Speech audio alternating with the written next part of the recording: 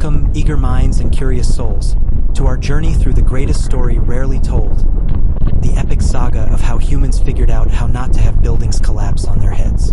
I'm your guide through this architectural time machine, and together we'll witness 15 centuries of human innovation, hubris, desperation, and occasional genius.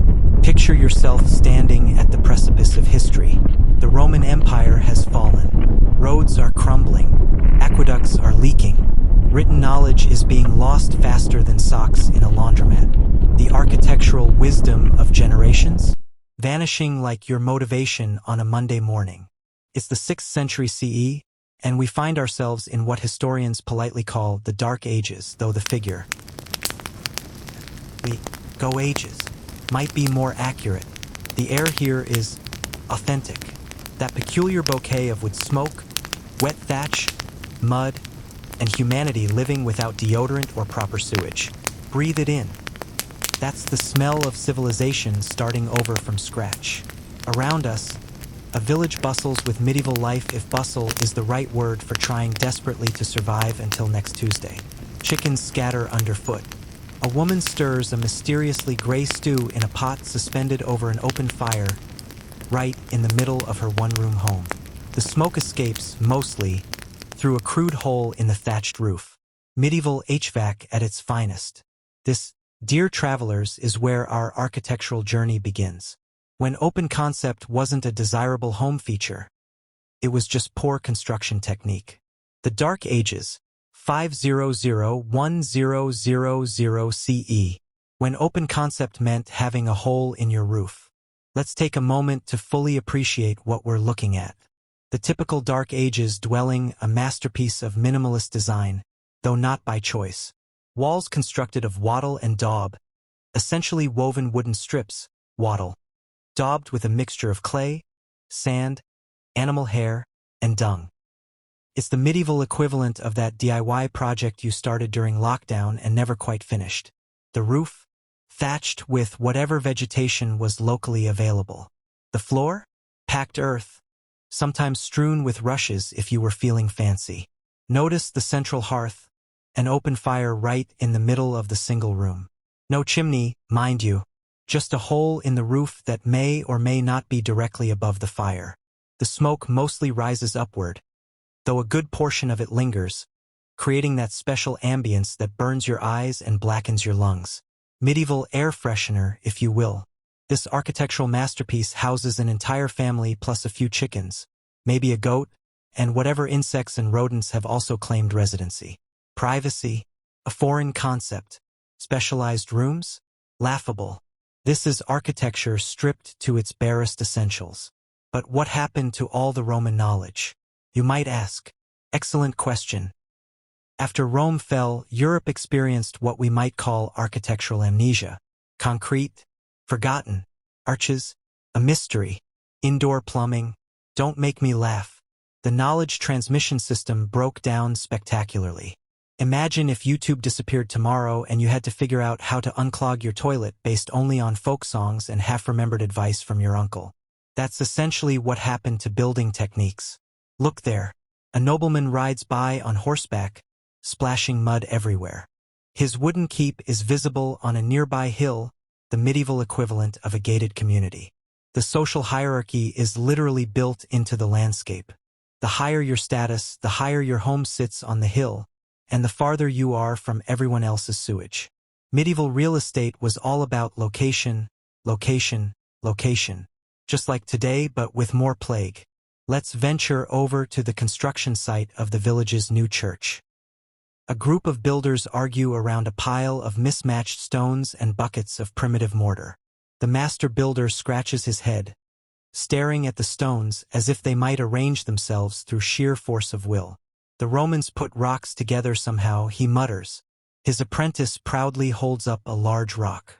Big rock go on top of small rock? The master cuffs him on the ear. No, idiot. Small rock goes on top of big rock. This is how architectural knowledge was preserved, through trial, error, and occasional concussion. But let's not be too hard on our Dark Ages builders. They're trying. That's the amazing thing about human innovation. It's persistent. These builders are experimenting, learning by doing, and occasionally by having buildings collapse on them. Natural selection, but for architecture. And despite all obstacles, innovation did happen. Monasteries became the knowledge keepers of Europe, preserving what little architectural know-how survived Rome's fall. They were also the first buildings to get upgrades. An abbot proudly shows off his monastery's newest feature, a dedicated latrine. A special room just for necessary functions, he explains, with a hole that drops everything directly onto the peasant's vegetable garden below. Medieval sustainability at its finest. Waste management that would make a modern environmental engineer have nightmares. As the centuries of the Dark Ages progress, we see glimpses of improvement. Stone gradually replaces wood in important buildings. But nothing drives architectural innovation quite like warfare. Nothing makes you rethink building materials like watching your wooden fortress become the world's largest bonfire. You know what wouldn't burn? Observes a defender as his wooden palisade goes up in flames. Stone. Stone doesn't burn. Even the attacker pauses his pillaging to nod in agreement. He's got a point. And thus begins one of history's great architectural glow-ups.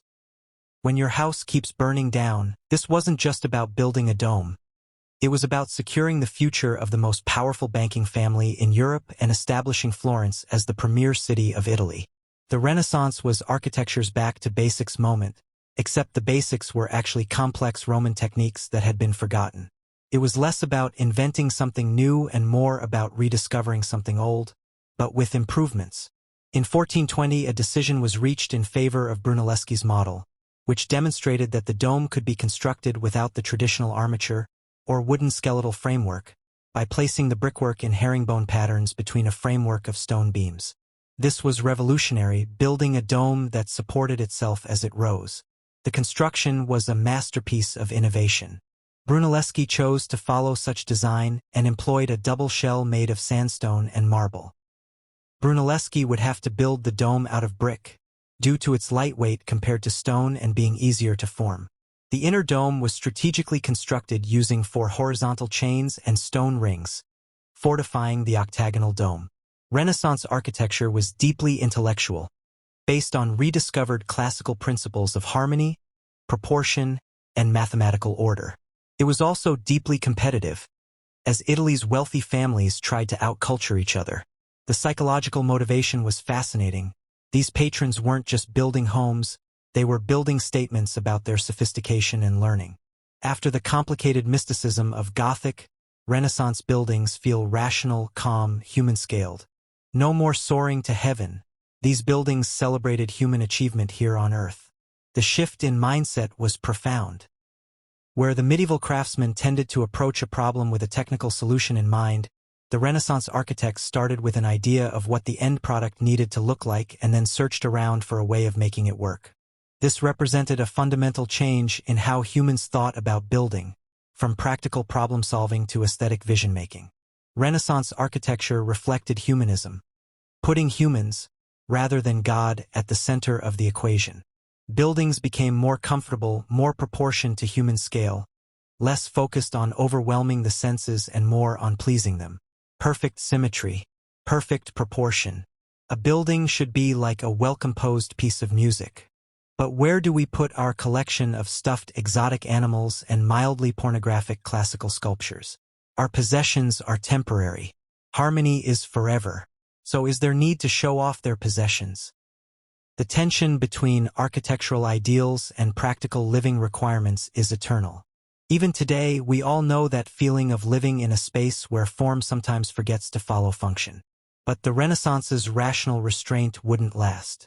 Because humans, as a species, can only handle restraint for so long before we go completely over the top. The Baroque extravagance, 1600 to 1750 CE, when subtlety went out of fashion. Welcome to the Baroque period. Please, take these metaphorical sunglasses, you're going to need them. Louis XIV telling architects more gold, more curves, more mirrors. I want everyone who enters to feel simultaneously impressed and inadequate.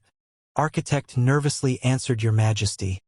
We've already used enough gold to bankrupt a small nation.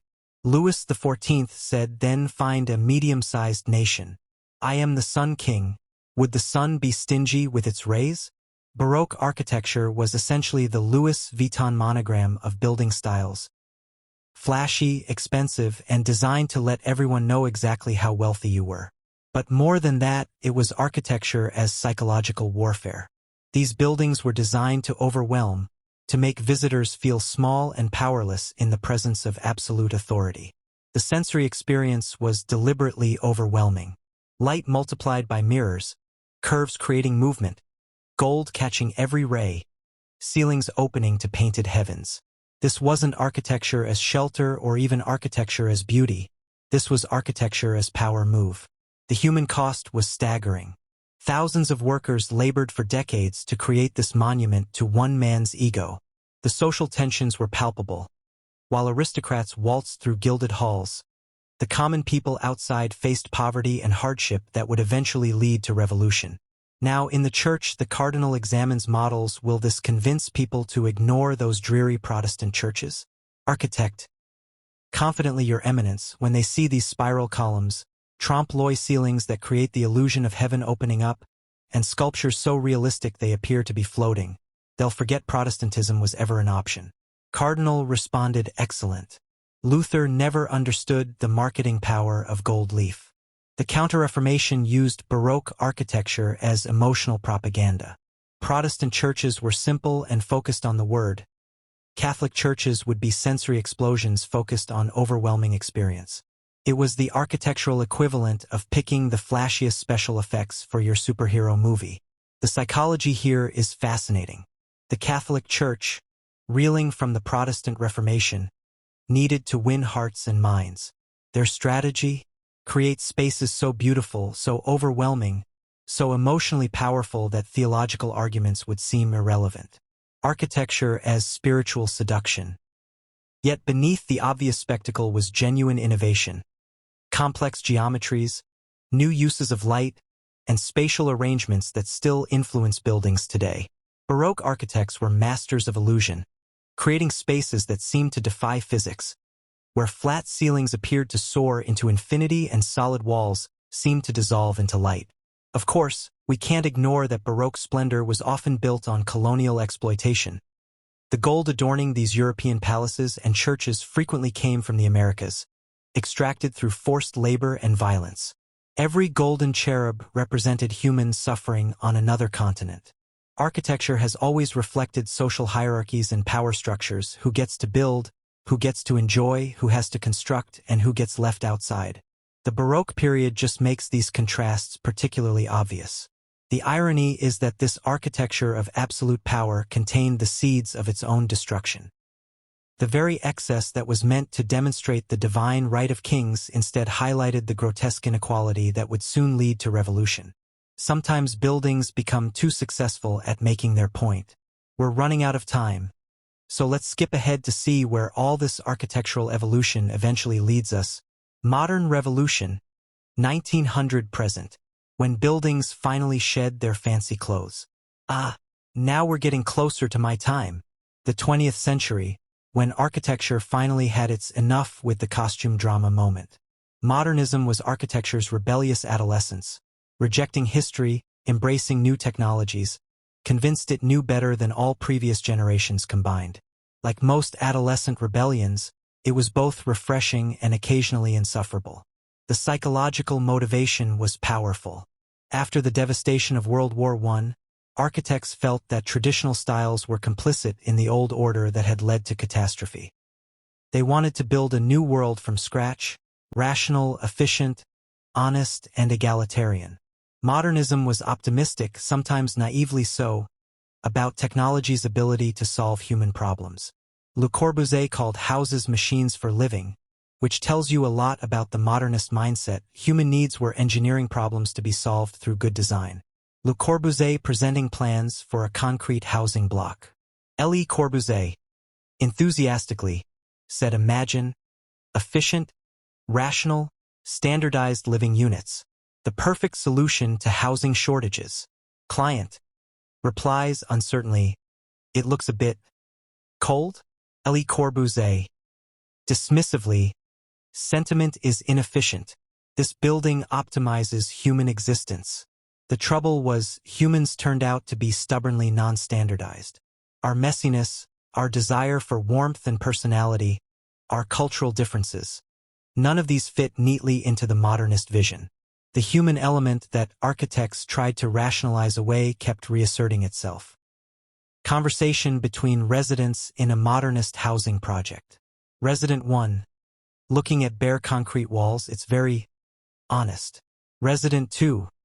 Sarcastically, yes, it's honestly depressing. Resident 1. Hanging a colorful tapestry. I'm adding some inefficiency to my unit.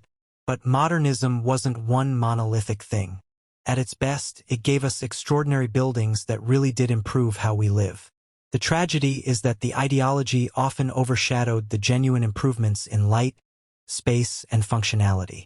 Conversation between Frank Lloyd Wright at Fallingwater. Wright enthusiastically said your house will be part of the waterfall, not just near nature. In nature. Client. Concerned replies, but will the roof leak? Wright dismissively answered, all roofs leak. The question is, does it leak with style? As the 20th century progressed, we saw modernism fork into countless paths: brutalism, metabolism, high-tech, postmodernism. Some architects rejected modernism's seriousness by bringing back historical references, but with a playful twist. And today, in our hyper-connected world, architectural styles blend and morph across cultures and continents. Sustainability has become the new challenge, as we recognize that all those centuries of building have had environmental consequences. We're building not just for human comfort or aesthetic expression, but for planetary survival. Architecture has become an ethical practice in ways our ancestors never imagined. It seems our journey is coming to an end, and so we've traveled from the Dark Ages to the present, from buildings that were basically just keeping rain out to buildings that can generate their own power and adjust their own temperatures. Here's the funny thing about architectural history. We're still solving the same basic problems. How do we create shelter? How do we express our values? How do we balance beauty and function? The Dark Ages builder and the contemporary architect would actually have a lot to talk about.